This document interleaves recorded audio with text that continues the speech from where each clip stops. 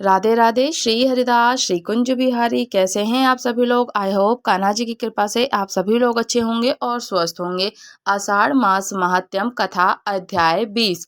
ओम नमो भगवते वासुदेवाय। हरे कृष्णा। आषाढ़ मास में श्री हरि नारायण जी की पूजन करने से और सबसे बड़ा दान का ही महत्व बताया गया है। आषाढ़ मास में जो भी श्री हरि नारायण का पूजन करता है, मासों में सारे मास श्री हरि नारायण जी को अत्यंत प्रिय है। और मासों में आप श्री हरि नारायण जी को जल का शयन कराएं, जल में शयन कराएं। उनको पूजन, धूप, दीप, फल, फूल, नैवेद्य समर्पित करके श्री हरि नारायण जी की आरती अवश्य करें। और इसी के साथ साथ उनको शीतलता प्रदान करने के लिए जल में शयन कराएं। श्री हरि नारायण जी को जल बहुत प्रिय है और इसीलिए जल में क्षीर सागर में शयन करते हैं। तो जब भी आप श्री हरि नारायण जी को प्रसन्न करें, विष्णु जी के जो भक्त होते हैं, श्री हरि नारायण जी के जो भक्त होते हैं, उनको जल में शयन करा के उनके सामने एक पहर, एक समय, किसी भी समय जब आपको समय मिले तब आप उनके नाम का उच्चारण अवश्य कीजिए। विष्णु सहस्त्र नाम का पाठ कीजिए। विष्णु सहस्त्र नाम का पाठ नहीं कर सकते हैं तो राम नाम का उच्चारण अवश्य कीजिए। विष्णु सहस्त्र नाम के पाठ का पूर्ण संपूर्ण पाठ राम नाम के उच्चारण में ही समाहित है और श्री हरि नारायण जी को अत्यंत प्रिय है राम नाम का उच्चारण। और ठाकुर जी की पूजन के साथ बाबा महादेव पिताजी की भी पूजन इसी प्रकार विधि विधान से की जाए तो बाबा महादेव पिताजी भी अत्यंत प्रसन्न होते हैं। और श्री हरि नारायण एक दूसरे के, बाबा महादेव पिताजी के आराध्य हैं और आराध्य एक दूसरे की सुख और प्रसन्नता के लिए एक दूसरे का नाम जपते हैं। श्री राम जी का नाम जपते हैं बाबा महादेव पिताजी, और जब योग निद्रा में होते हैं श्री हरि नारायण तब बाबा महादेव पिताजी का नाम रटते हैं। तो दोनों ही एक दूसरे को सम्मान पूर्वक से और दोनों को एक ही मानकर उनकी पूजन की जाती है और उनके पूजन से अनंत गुणा पुण्य फल की प्राप्ति होती है। जो भी हम श्री हरि नारायण जी का नाम लेकर के पूजन, भजन, कीर्तन करते हैं, दान करते हैं, तप करते हैं या फिर अपने पितरों को तर्पण करते हैं, वो हमारा सारा का सारा कार्य अक्षय हो जाता है और अक्षय का पुण्य फल की प्राप्ति होती है। ठाकुर जी को चातुर्य मास में श्री हरि नारायण जी को प्रसन्न कीजिए और उनको नाम उच्चारण अवश्य करते रहें।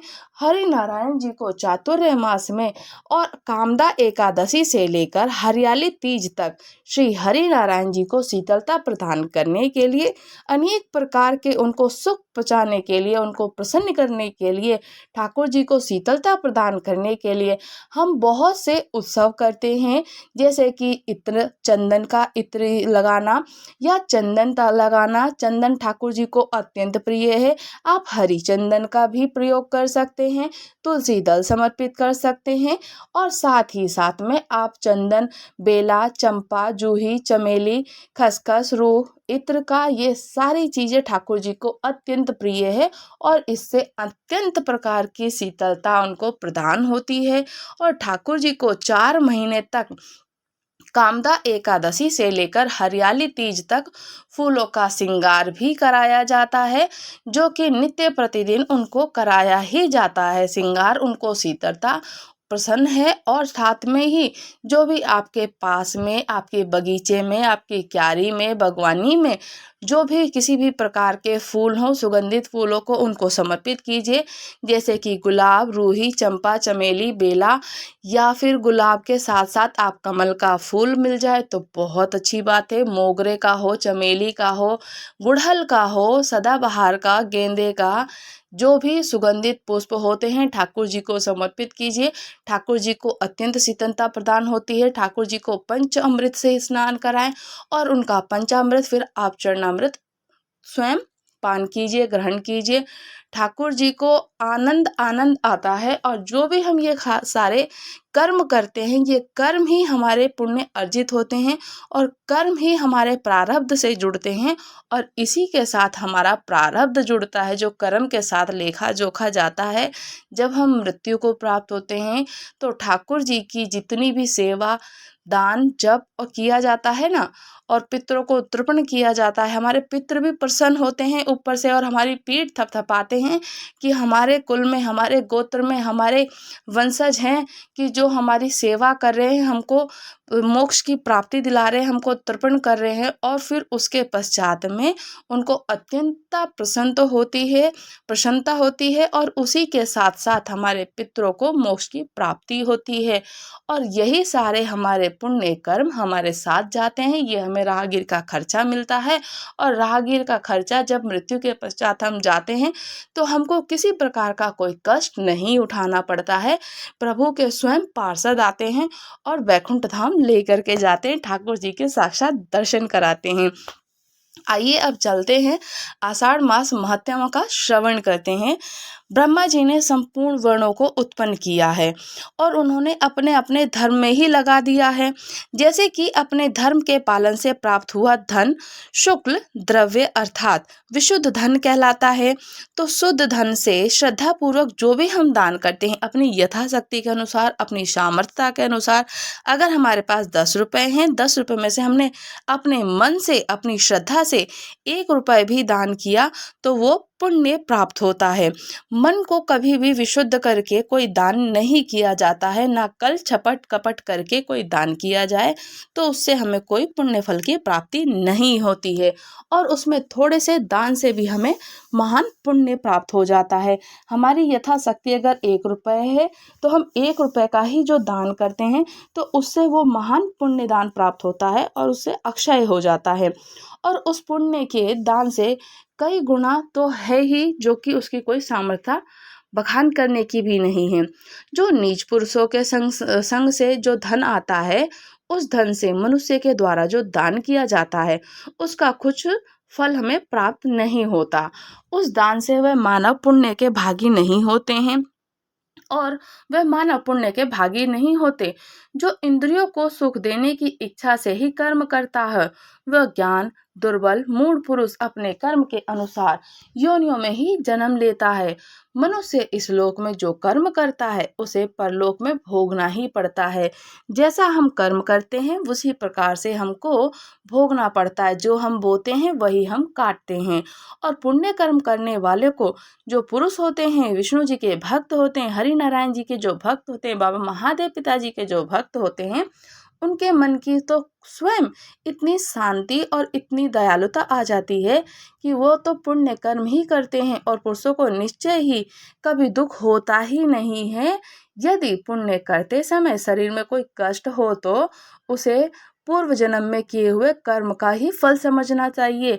क्योंकि जो हम पूर्व जन्म में कर्म करके आते हैं, जैसा हमारा प्रादुर्भाव होता है, जो हमारे कर्म होते हैं, कर्म के आधार पर ही हमारा प्रादुर्भाव होता है और प्रादुर्भाव से ही हमारा निरंतर मृत्यु, जन्म से लेकर मृत्यु तक ये कर्म चलता रहता है, कर्म का चक्र चलता रहता है। और पूर्व जन्म के किए हुए कर्म का ही फल समझना चाहिए, उससे दुख नहीं मानना चाहिए। और ठाकुर जी को बार बार सत सत उनको नमन करना चाहिए, उनको प्रणाम करना चाहिए कि हे प्रभु, आपने हमें इतनी सामर्थ्यता दी है कि हम इस दुख को, अपने इस कष्ट को सह सकते हैं और इस सहने की शक्ति को आप हम पर इतनी कृपा करें कि ये जो समय है कट जाए और आप हमें राह दिखाइए। जो पापचारी पुरुष को सदा दुख ही दुख मिलता है ना, यदि उस समय उसे कुछ सुख प्राप्त होता है तो उसे समझना चाहिए कि उन्होंने पूर्व काल में कोई कर्म अच्छे किए होंगे, कोई फल ऐसे किए होंगे, कोई कर्म ऐसे किए होंगे कि जिससे कि उनको अच्छा पुण्य फल प्राप्त हुआ है। उस पर किसी को भी हर्ष से फूलना नहीं चाहिए और किसी को हर्ष नहीं मनाना चाहिए इतना कि आज तो हमारे पास सुख ही सुख है। तो सुख और दुख जीवन के साथी हैं, ये हमारे कर्म हैं।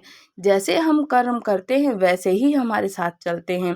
उस पर किसी को भी किसी प्रकार से कोई निंदा या हर्ष के प्रकार से फूलना नहीं चाहिए। जैसे स्वामी रस्सी में बंधे हुए पशु को अपनी इच्छा के अनुसार इधर उधर ले जाया करते हैं, उसी प्रकार से कर्म बंधन में बंधा हुआ जीव सुख और दुख की अवस्था में ले जा सकता है। और यही है कि कर्म जिस प्रकार से करते हैं तो वही हमें सुख और दुख प्राप्त होता है। प्रारब्ध कर्म से ही बंधा हुआ होता है। जीवन अपने बंधन को दूर करने में सामर्थ्यता नहीं होती और देवता हो ऋषि हो ये भी कर्म से बंधे हुए हैं। कैलाश पर्वत पर मुझ महादेव के शरीर में स्थित सर्प भी विष के ही भागी होते हैं, क्योंकि कर्म के अनुसार प्राप्त हुई योनि में बड़ी जो प्रबल है, उन्हें सर्प की योनि मिली और वही उनके कर्म के अनुसार है और वो प्रबल है। विद्वान पुरुष कहते हैं कि सूर्य सुंदर शरीर प्रदान करने वाले तो हैं, परंतु उनके ही रथ का सारथी पंगु है। और वास्तव में कर्म योनि बड़ी ही प्रबल है। जो कर्म है वही सबसे बड़ा प्रधान और प्रबल है। पूर्व काल में भगवान विष्णु जी के द्वारा निर्मित संपूर्ण जगत के कर्म के अधीन है और वह कर्म श्री जगन्नाथ, श्री केशव, श्री माधव के ही अधीन है। श्री राम जी के नाम के जप से ही उसका नाश हो सकता है। जो हमारे पाप होते हैं, रोग होते हैं या हमारे कोई कष्ट होते हैं, वो राम जी के नाम से ही प्राप्त और खत्म होते हैं। श्री राम जी के नाम से जप करते हैं तो सभी सारे दुख हमारे समाप्त हो जाते हैं। कोई देवताओं की प्रशंसा करते हैं तो कोई औषधियों की महिमा गीत गाते हैं, कोई मंत्र हो या उसके द्वारा प्राप्त सिद्धि को कोई महत्व बताते हैं, और कोई बुद्धि, पराक्रम, उद्यम, साहस, धैर्य, नीति, बल का बखान करते हैं। परंतु मैं कर्म की प्रशंसा करता हूँ। कर्म ही सबसे प्रधान है और कर्म ही सबसे प्रबल है, क्योंकि सब लोग कर्म के ही पीछे चलने वाले हैं। और ये मेरा निश्चित विचार है कि पूर्व काल के विद्वानों ने इसका समर्थन भी किया है। कुछ लोग क्रोध में आकर सर्वस्व को त्याग देते हैं और कोई कोई तो अभाववश सब कुछ छोड़ ही देते हैं। कुछ लोग बड़े कष्ट से सबका त्याग करते हैं और ये सभी त्याग मध्यम श्रेणी के हैं। अपनी बुद्धि से खूब सोच विचार कर क्रोध आदि के वशीभूत ना होकर श्रद्धा पूर्वक त्याग करना ही चाहिए। और जो लोग इस प्रकार से सर्वस्व का त्याग करते हैं उन्हीं का त्याग उत्तम माना जाता है। जो कि योग अभ्यास में तत्पर हुआ मनुष्य यदि उसमें पूर्णता ना प्राप्त कर सके अथवा प्रारब्ध कर्म की प्रेरणा से वह साधन विचलित हो जाए तो वो भी उत्तम गति को ही प्राप्त होता है। योग भ्रष्ट पुरुष जो पवित्र आचरण वाले श्रीमानों के घर में जो जन्म लेते हैं, ज्ञानवान योगियों के यहाँ द्विजकुल में जन्म ग्रहण करते हैं और वहाँ थोड़े ही समय में पूर्ण योग सिद्धि प्राप्त कर लेते हैं। उसके पश्चात वो योग एवं भक्ति के प्रसाद से हमेशा परम पद श्री ठाकुर जी के धाम को ही प्राप्त होते हैं। जैसे कीचड़ से कीचड़ और रक्त से रक्त नहीं धोया जा सकता है, उसी प्रकार से हिंसा प्रधान यज्ञ कर्म से कर्म जनित मल कैसे धोया जा सकता है भला। हिंसा युक्त कर्ममय सकाम यज्ञ कर्म बंधन का नाश करने में कैसे समर्थ हो सकता है भला। स्वर्ग की कामना से किए हुए यज्ञ और स्वर्ग लोक में अल्प सुख प्रदान करने वाले ही होते हैं, तो कर्म जनित सुख अधिक मात्रा में हो तो वह अनित्य ही होते हैं और उनमें नित्य सुख ही नहीं है।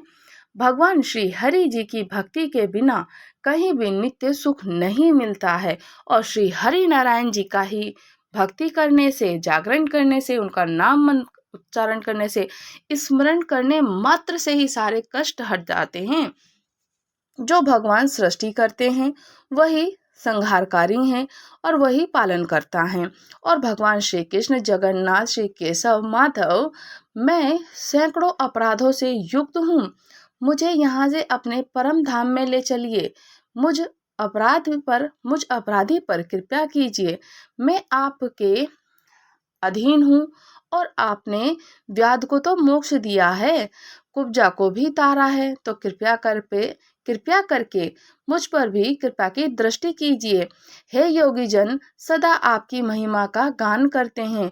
जो योगी जन साधु संत होते हैं सदैव आपकी महिमा का गान करते हैं। आप परमात्मा हैं, जनार्दन हैं, अविनाशी हैं और पुरुष हैं। आप लक्ष्मीपति हैं, आप लक्ष्मी से तो संपन्न हैं और आपका दर्शन करके कितने ही भक्त आपके परम पद को प्राप्त हो जाते हैं। जो लोग इस दिव्य विष्णु जी का स्मरण करते हैं, श्री हरि नारायण जी का पाठ करते हैं, नित्य प्रतिदिन उनका पूजन करते हैं, वह सब पापों से मुक्त हो विष्णु जी के सनातन धाम को ही जाते हैं। जो भगवान विष्णु जी के समीप भक्ति भाव से भावित बुद्धि द्वारा इसका पाठ करते हैं किसी को बताते हैं, श्रवण करते हैं, बखान करते हैं, लीलाओं का गान करते हैं, ठाकुर जी के समक्ष बैठ करके उनसे वार्तालाप करते हैं, वो इस लोक में सुख भोग कर अंत में परम पद को प्राप्त होते हैं। ठाकुर जी के पार्षद आते हैं, उनको बैकुंठ लेकर के जाते हैं और श्री हरि नारायण जी के बैकुंठ में जाकर हर प्रकार के ऐश्वर्य भोग सुख को भोग कर अंत में मोक्ष को ही प्राप्त होते हैं। आषाढ़ मास महात्म्यम अध्याय 20 समाप्त हुआ। राधे राधे। श्री हरिदास श्री कुंज बिहारी।